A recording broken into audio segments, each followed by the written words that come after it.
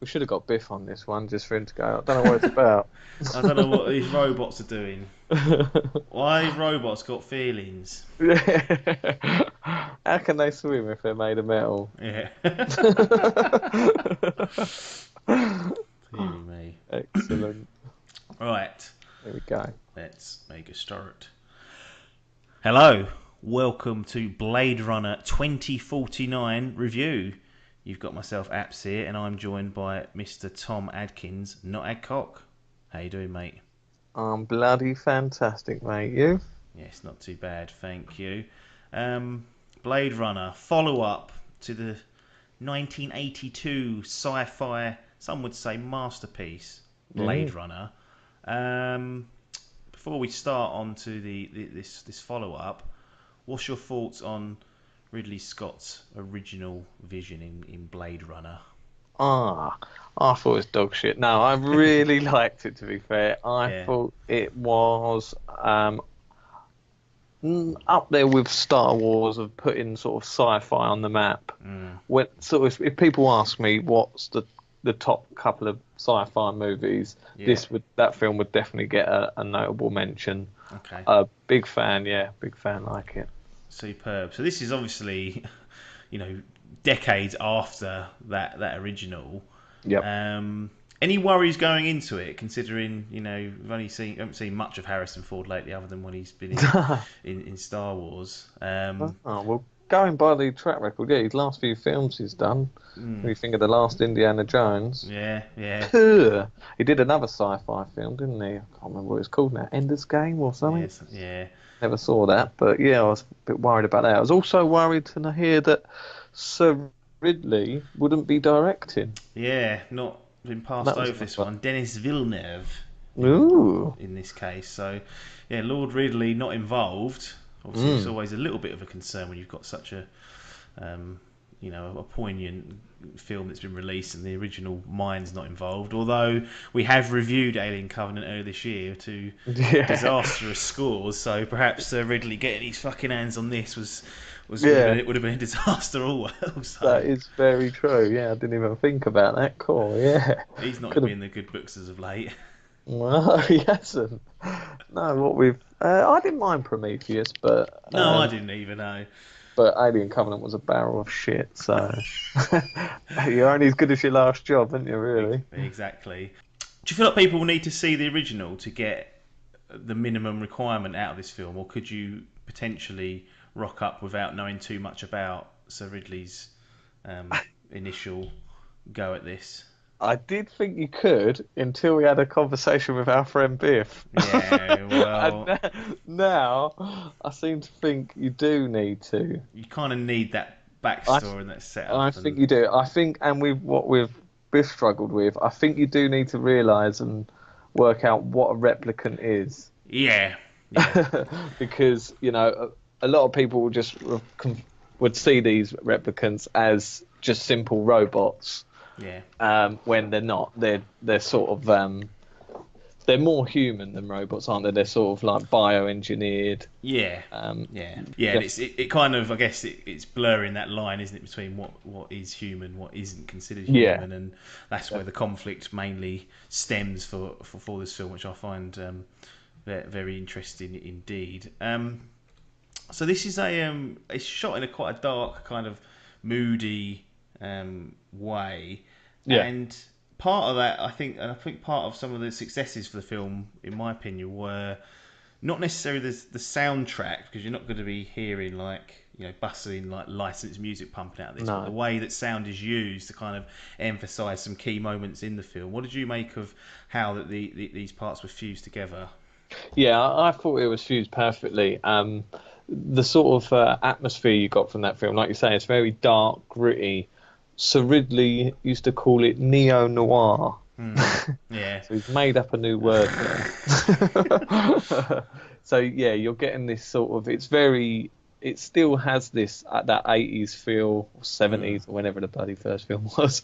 Yeah. Um, that sense sort of like sci-fi. There's lots of synthesizers being used. But in terms of the sort of setting of the film and the sort of the sort of ambiance, as Yeah. they say, it sat really well with the film. Yeah. They got it perfect. The sort of soundtrack with that. Yeah. How about how the film's presented in a visual format then? Is the how it's shot and how it's edited together? Is it something that works with this moody kind of synthy music, or is it fast paced, slow paced? What are we looking at here in terms of a viewing experience? Yeah, the pacing of the film, it's quite slow. It does again with the first one. I think this will put a lot of people off. 163 minutes. That is the concern. Yeah.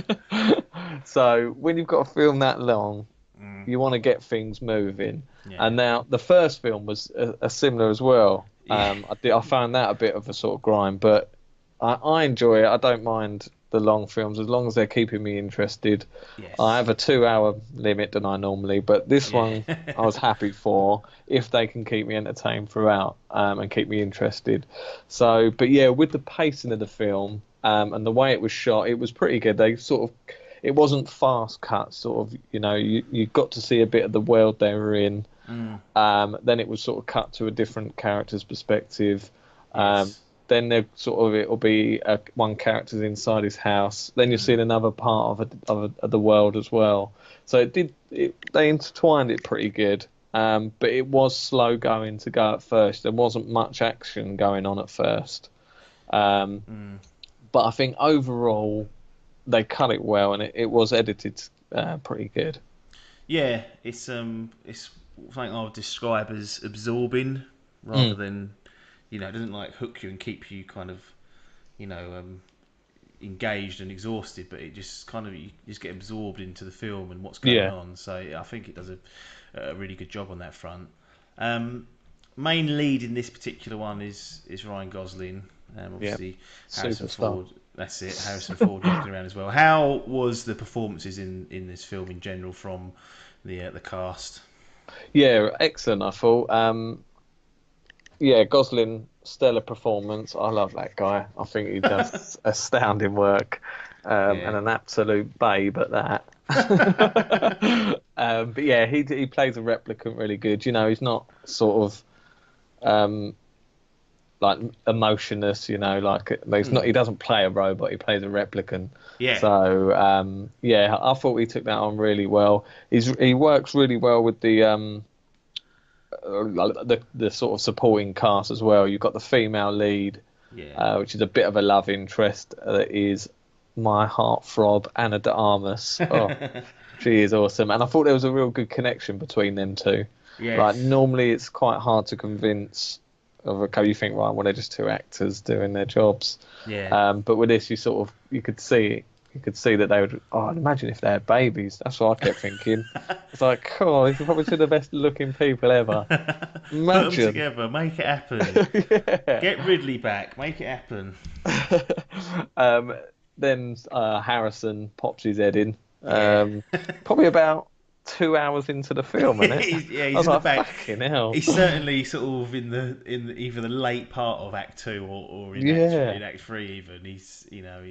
He runs out of steam, I think, these days. I don't think he's got the guts in him to do the Nah, full film. especially for that. But that's the thing. That's an important note to remember. This is more of a film around Ryan Gosling's character, Definitely. rather Yeah. than Harrison's Ford kind of continuation. Obviously, there's ties to that, but this is Yeah. more of a development of this new version of a replicant and how they kind of fit into the world in the future. So. Yeah, it definitely is their story in it rather than old. Yeah. What's his name? Deckard. That's it. Yeah, old Deckard. Deckard. Old Jared Leto pokes his head in as well. Pokes his head in. Yeah, he plays a brilliant villain. Yeah, he does. He plays does it really well. Yeah, I like it. I think I prefer I really like his acting abilities, old Jared Leto. Not so much his music, but yeah, his acting is brilliant in this film. He plays the villain really well. He's more of a sort of robot. Yeah, he feels like, isn't he? He has a bit, yeah, even though he's still the same. But yeah, he definitely does. I would recommend him as a villain in any film. Pop him in. Pop him in now. That's it. Typecast him and put him in there. Yeah, they're pretty much the four main characters, aren't they? You've got a few get a little appearance from Dave Bautista. Oh yeah, He played a pretty cool character, actually, I'll, like quite I'll, a stellar performance. I'll tell you what, with that and Guardians, he's carving out a decent little resume He for is, isn't he? He's the himself. new Rock. Yeah, imagine them two in a film together. Cool. Got, I saw a trailer the other day for a film called Rampage. Do you remember the game, the video Oh, game? yeah. And The Rock's in that, unfortunately. It looks shocking, but Yeah, he's taking a nosedive, bless him, but he's like bringing in the moolah, isn't he? he is he's Top indeed. grossing actor in the world or something. But if you want your peers to respect you in that Yeah, club, I think Dave Bautista might be trying to nip at his heels for that one. he is. Get him in Blade Runner. Absolutely. Well, closing thoughts then on Blade Runner 2049. Overall thoughts, and then we'll do the score, I guess. Yeah, so I thought it was a phenomenal film, a spectacular cinematography masterpiece. Gives you that feel, a real immersive film. Makes you sort of, like you say, you get absorbed by the world, you get sucked in. It's right up my alley in terms of sort of style, the setting and all Yeah. that sort of thing. I can see it being a bit of a Marmite film for avid cinemas goers. I don't think it's Okay. the sort of thing you could take your missus to. I think she'd be bored out of her brain if she's not Yeah. into sci-fi. Yeah. I can see that. Yeah. I think there has to be a certain level of appreciation of the Yeah, craft, and that sounds a bit pretentious actually, but it does, but not. I don't mean it that way, but no. if you come in, you've got to set your expectations. What this is, it's a slow burner, and it's a Yeah, very narrative heavy film. And definitely. it's a joy to watch, but it's not going to be. It's not your kind of popcorn flick No, that you're going to put on and and have fun with no. Don't necessarily. expect 2 hours of ultimate action, explosions, No. and Ryan Gosling getting his bod out. I think Yeah. this type of film as well definitely lends talking to it after, especially like with Biff. I think he sort Yeah. of appreciated it and realised how good it was of a film once we'd sort of discussed the things and he sort of got his head around it a bit. Yeah, that's one of the great things about this is it developed that conversation between us three, and it Yeah, got us all thinking. I guess even yeah, after we'd finished, like there's some films you'll walk out and go, right, great film, but I'm not going to think about it too much. This one, yeah, like you may have had with Dunkirk earlier in the year, this one yeah. had us thinking and discussing elements and ideology and things like that, and what it Def- is to be human. So you don't get that typically from no, a film these days. So it's certainly, if you want to get involved in that, this is a film for you, I guess. this is the film to do. Yeah, So because Dunkirk did that, yeah, and like I said, I was watching World War Two. I was playing World War Two games weeks after. This had me thinking weeks after. I'm buying posters and I'm thinking of the world. I'm buying neon lights for my computer room. I gave Dunkirk a 91%. yeah. Blade Runner 2049 gets a 93%. Takes top spot, Top of the year. Top film. championship. Probably the best film I've watched in the last few years, probably. All Trying to right, think you of the rated that last highly. year. Yeah, Star Wars 7 probably the last years. Yeah, No, Rogue One would have been last year, Rogue wouldn't One. Yeah, it? Yeah, sorry, that might have been the title taker. I'll have to think about it, but certainly, yeah, I probably enjoyed this more than I did Rogue One. I did like yeah, Rogue One, but this, yeah, like I echoed earlier about setting and story and mhm, the whole ensemble. yeah. Get brilliant. Superb. So there it is. Blade Runner 2049 takes a provisional top spot. I say provisional. There's still obviously films to come out late this year. We've got Justice League, we've got Star Wars, or Justice League's out. We'll be seeing that and hopefully reviewing that shortly, and then Star Yep. Wars to close out the year. So who knows what will happen then? But for now, Mr. Adkins' top-rated film is Blade Runner 2049, and what was it? The 93% was it? 93% sitting on Ex- top. Extraordinarily high. Well, thanks very much for joining me, Mr. Adkins, Cheers. and everyone else as usual. Thanks very much for your time, and ta-da.